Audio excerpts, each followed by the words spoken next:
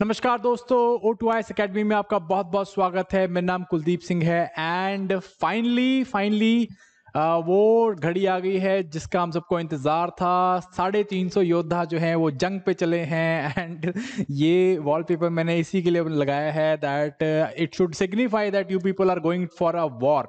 तो इसको वॉर की तरह ही लेके चलना है गाइस। इसको आपको इस तरह से लेके चलना है कि ये टाइम है, ये मेंस है और इसमें अगर आप अच्छा स्कोर करोगे तो आप इंटरव्यू में जाओगे और तभी आप अपने सिलेक्शन के चांसेस को बढ़िया कर सकते हो। एचपीएस मेंस 2021 15 तारीख से हम लोग 21 तारीख तक यहाँ पे मेंस के लिए बैठने वाले हैं। शिमला में कड़ाके की ठंड होने वाली है, बर्फ भी पड़ी हुई है वहाँ पे।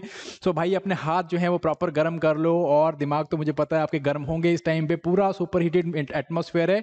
सो इसी के लिए मैं आज आपके सामने हूँ and I want to wish you all the very best. But इसके साथ साथ में मैं आपको कुछ और बताना चाहता हूँ, सम डूज एंड डोंट जो कि आपको इस एग्जाम में करने चाहिए और नहीं करने चाहिए। देखिए बहुत आई कैन अंडरस्टैंड, बहुत सारे सीनियर एस्पिरेंट्स हैं जो दूसरी तीसरी बारी मेंस लिख रहे होंगे, कुछ बच्चे ऐसे भी होंगे जो पहली बारी मेंस लिख रहे हैं, तो उन सब पे ये चीज़ें अप्लाई होती हैं। जो एक्सपीरियंस सीनियर कैंडिडेट्स हैं वो तो इसे छुपा के रखते हैं, बताते नहीं है, but I want to dedicate these dos and don'ts to all of you those who are writing the mains examination. So guys again बड़े ध्यान से सुनो, इसको बड़े ध्यान से हमने चलना है और इन डूज एंड डोंट्स को फॉलो करना है। इस पेपर को हमने जाके फोड़ना है गाइज, ठीक है। 15 से 21 तारीख ये जो है हमारा युद्ध का समय आ चुका है। तो चलिए हम लोग विदाउट फर्दर अड्यू फटाफट से देख लेते हैं क्या डूज एंड डोंट्स आपको एग्जाम में फॉलो करने हैं। सबसे पहले जीएस पेपर्स के लिए, ठीक है जी, जो जीएस के पेपर होने वाले हैं, GS1, GS2, GS3 papers, again very very important paper. 28 questions आपको यहाँ पे देखने को मिलने वाले हैं। Very short, medium and long questions आपको यहाँ पे देखने मिलने वाले हैं। You all already know it, बहुत अच्छे से प्रिपेयर किया हुआ है, वेरी नाइसली डन। सो इसको हम फटाफट से डूज एंड डोंट देख लेते हैं, ठीक है। सबसे पहली बात, मैनेज योर टाइम प्रॉपरली। भैया प्लीज अपना टाइम को प्रॉपरली मैनेज करना, बहुत ज्यादा बता रहा हूं मैं आपको, इंपॉर्टेंट है। क्यों? बिकॉज मैं आपको बता रहा हूं, आप अपने पहले सेक्शन को कंप्लीट करोगे, दूसरे सेक्शन को कंप्लीट करोगे, घड़ी को देखोगे, आपके पास सिर्फ 20 या 30 मिनट बचे होंगे 3 क्वेश्चंस करने के लिए, बड़े लॉन्ग क्वेश्चंस करने के लिए।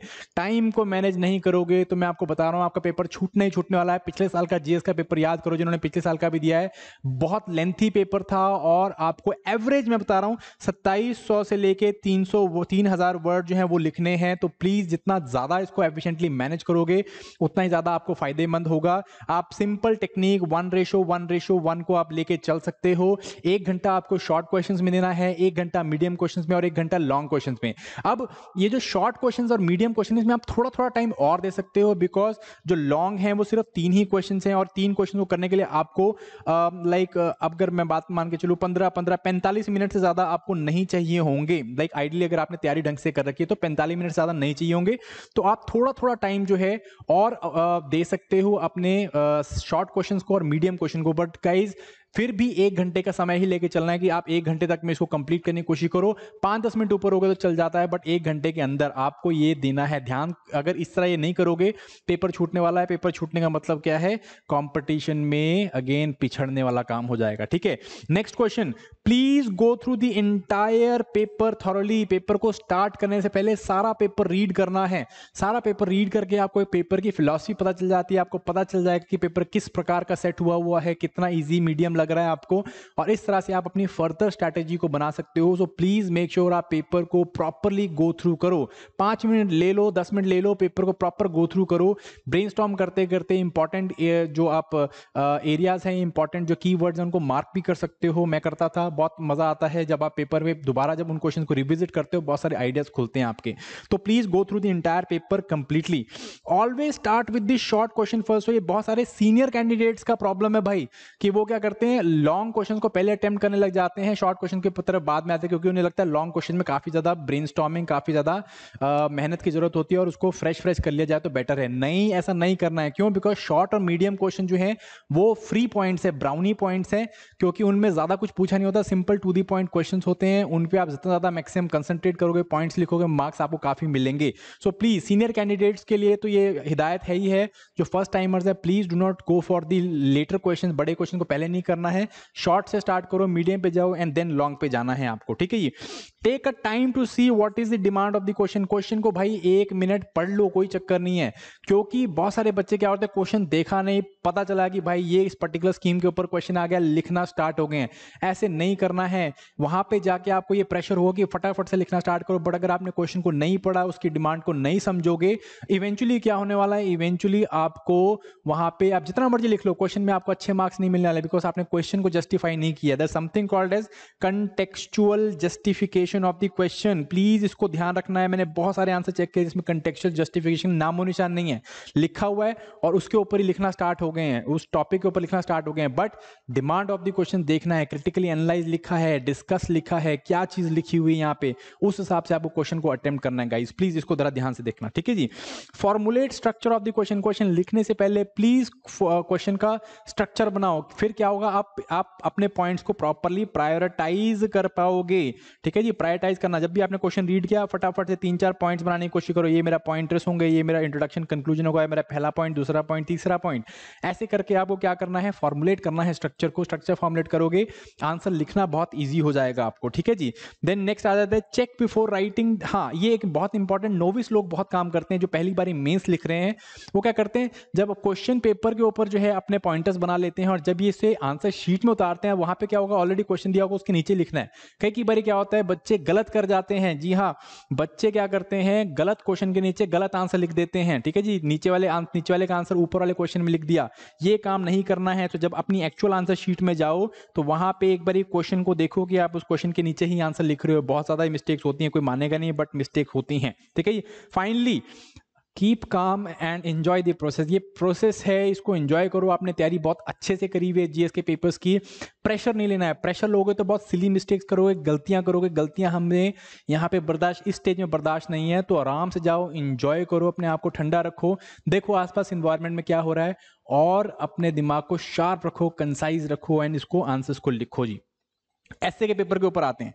एस्से के पेपर के ऊपर again please be very very careful when you are selecting the topic of your choice. जब आपने वो 8 क्वेश्चन देखे, अपने चॉइस को जो है बहुत सिलेक्टिवली, बहुत प्रॉपरली उसे जो है सिलेक्ट करो।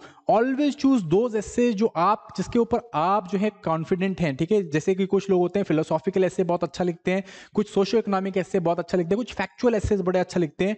तो जो आपका स्ट्रेंथ है आप उसी के ऊपर रहो, do not try to experiment, ठीक है। होता क्या है कि बारी आप क्वेश्चन पेपर देखते हो कि अच्छा ये 8 है, अरे ये 2 तो बहुत इजी आ गए, ये 2 तो सारे लिखने वाले हैं, ठीक है नहीं। ऐसे नहीं सोचना है। अगर आपको लगता है यही 2 ऐसे मैं बहुत स्ट्रांगली लिख सकता हूं, आप उन्हीं एसेस को जाके लिखो। ये जो पेपर है, पेपर के समय में आप एक्सपेरिमेंट नहीं कर सकते हो और करना भी नहीं है, ठीक है जी। Only write those essays which you are confident of. बिल्कुल दोनों एसेस को बराबर समय देना है, ठीक है। दोनों को जो है 1.5 घंटा देना है, और 1.5 घंटे से 1 घंटा, मतलब 5 मिनट भी ऊपर नीचे नहीं करना है। वेरी वेरी इंपॉर्टेंट है, एसे को प्रॉपर टाइम दो ताकि आप दोनों एसेस का जस्टिफाई कर सको। ऐसा ना हो कि एक अच्छा ऐसे बहुत अच्छा लिख लिया पर उसमें 2 घंटे लगा दिए, दूसरे ऐसे में हौच पौच कर दिया। ऐसे नहीं करना है, प्रॉपर टाइम देना है दोनों एसेस को, और 1.5 घंटे में लिखना है, ठीक है। इसकी टेक्निक्स मैंने ऑलरेडी बताई हुई है, आपने मेरी वीडियो शायद वो देखी भी होंगी, ठीक है। ओके, फाइनली ब्रेनस्टॉर्मिंग और आउटलाइनिंग करनी है एसे की, बहुत ज्यादा इंपॉर्टेंट है। एसे का टॉपिक देखा, उसको जो है 10-15 मिनट लो, आराम से ब्रेनस्टॉर्म करो, उसके पॉइंट्स लिखाओ, प्रायोरिटी में उसको लिंक करो, उसकी एक आउटलाइन बनाओ, इंट्रोडक्शन कंक्लूजन बनाओ, और तब जो है एसे को अटेम्प्ट करना स्टार्ट करो। एक बार ये सब आउटलाइन क्लियर हो जाएगी, आपको एसे लिखने में 40 से 50 मिनट से ज्यादा नहीं टाइम लगने वाला है। पर अगर आपने आउटलाइन नहीं बनाई ना, आपका बार बार पेन रुकेगा। मींस आप 4 पैराग्राफ लिखोगे, पेन रुकेगा, 4 पैराग्राफ, ऐसे लगेगा कि आप ऐसे के टॉपिक से डाइवर्ट हो रहे हो। तो वो ना हो, ब्रेनस्टॉर्म करके उसे आउटलाइन करना बहुत ज्यादा जरूरी है before you actually put it on the paper itself, ठीक है। ऐसे पेपर में ये जरूर करना है आपको। Then come to the optional subject. Optional subject की अगर मैं बात करूं गाइस, तो बहुत सारे इसके पॉइंटर्स हैं। अगेन कुछ बच्चों ने जो है सोशल साइंसेज ले रखे हैं, जैसे सोशियोलॉजी, एंथ्रोपोलॉजी, कुछ ने जो है फिजिकल साइंसेज ले रखी है। तो मैं इन जनरल आपको बता रहा हूं। सबसे पहला इंपॉर्टेंट थीम है दिमाग में जब भी आप इस पेपर के लिए बैठोगे ऑप्शनल के लिए, तो अपने जो मेजर थीम्स हैं, ऑप्शनल सब्जेक्ट के मेजर थीम्स है, जो आपका पहला पेपर होता है, थियोरेटिकल पेपर होता है, उसके मेजर थीम्स को दिमाग में रखना है, सिलेबस को दिमाग में रखना है, थिंकर्स इंपॉर्टेंट जो फाउंडिंग फादर्स है, थिंकर्स हैं, उनको दिमाग में रखना है, और ब्रॉड जो थियोरेटिकल एस्पेक्ट्स है, थियोरेटिकल स्टैंड्स हैं, इनको आपको जो है दिमाग में लेके चलना है। जब इनको आप ऑलरेडी मिक्स करते रहोगे ना, तो जब पेपर देखोगे तो आप इनको अप्लाई कर पाओगे। ठीक है जी, इसे हम कहते हैं cold start basically. And then second is, सारे पेपर को दोबारा देखो। सारा पेपर करने से पहले, स्टार्ट करने से पहले पूरे पेपर को देखो। एंड जब आप पूरे पेपर को देखोगे तो आपके अंदर यही जो थिंकर्स हैं, आपके थियोरेटिकल स्टैंड्स हैं, वो सारे जो हैं घूमने लग जाएंगे। आप जो है ज्यादा अच्छे से पेपर अटेम्प्ट कर पाओगे। Always attempt short question. जो पहला पार्ट होता है शॉर्ट क्वेश्चन होते हैं, तो शॉर्ट क्वेश्चन को जरूर अटेम्प्ट करना है।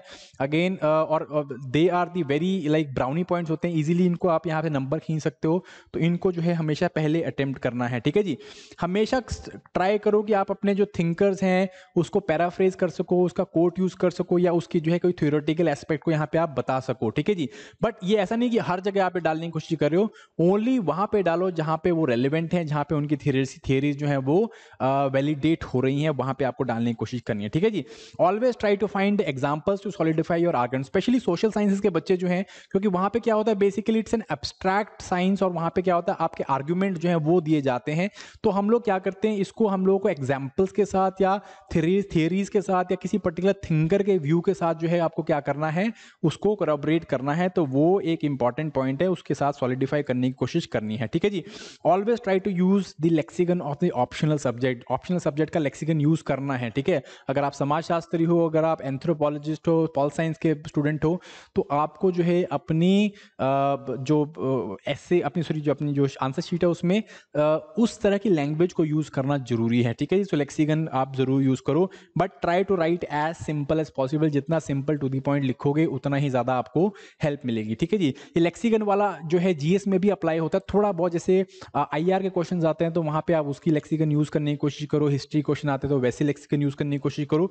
बट चलो वो थोड़ा एडवांस स्टेज होगी, बट यहाँ पे आप क्या करो, सिंपल लिखने की कोशिश करो। ऑप्शन में आपको लेक्सिकन यूज करना बहुत ही ज्यादा जरूरी है। And finally try always to stay with the context of the question. जो क्वेश्चन में पूछा हुआ है उसी कंटेक्स्ट पे आंसर लिखो। ये नहीं कि किसी थिंकर को डालने के लिए आप क्या कर रहे हो, उस कंटेक्स्ट से बाहर जा रहे हो, ऐसा नहीं करना है। Try to always stay in context of the question itself guys. ठीक है, सो ये डूज एंड डोंट्स हैं जो पेपर में बैठने के बाद आपको जो है करने होंगे। कुछ और हम लोग बातें कर सकते हैं, जैसे कि जब पेपर में जाओ तो क्या आपको करना है। अगेन गाइस, पेपर में please try to have at least 2 pen. सबको पता है वैसे बाय द वे कि 2 पेन आप रखो अपने पास, एक या एटलीस्ट 3 पेन रखो आपके पास, एटलीस्ट 1 और 2 स्पेयर होने चाहिए आपके पास पेन वहां पे। एंड इसके अलावा जो है you need to be very very like gloves लेके जाना भाई बहुत ज़रूरी है। मतलब ये बिल्कुल सिंपल टू द पॉइंट वो है, क्योंकि ठंड बहुत है वहाँ पे हिमाचल में, शिमला में। तो please have gloves with you. ठीक है, so that these will keep your hands warm, और आपको लाइक वो कोल्ड स्टार्ट करने में प्रॉब्लम नहीं होगा। ठीक है जी, सो इस तरह की कुछ चीज़ें आपको करनी है गाइस। एंड बिल्कुल जो है अपना प्रेशर नहीं लेना। 15 से 21 तारीख तक आराम से जाओ, अपने पेपर्स को अटेम्प्ट करो। जो आपने पढ़ना था पढ़ लिया। ऑप्शनल से एक दिन पहले आप क्या कर सकते हो, थोड़ा बहुत अगर आपने टिट बिट नोट्स बनाए हैं तो उसको रिवाइज कर सकते हो। नहीं तो सेंटर में जाके जो है नोट्स खोलने का कोई फ़ायदा नहीं है, वो आपको सिर्फ एडिशनल स्ट्रेस ही देने वाला है। जस्ट जाओ आराम से बैठो एंड अपना पेपर दो guys. So guys, I hope this was beneficial for you people. मुझे पता है कि आप लोग ऑलरेडी काफ़ी ज़्यादा जो है इसके ऊपर काम कर चुके हैं, आपने काफ़ी मेहनत करी है, and I am very proud of you. So जाओ इस पेपर को फोड़ के आओ। I am expecting that you people are going to clear this paper, and with this I am going to end this video. Thank you very much, all the very best, and may God be with you. Bye bye.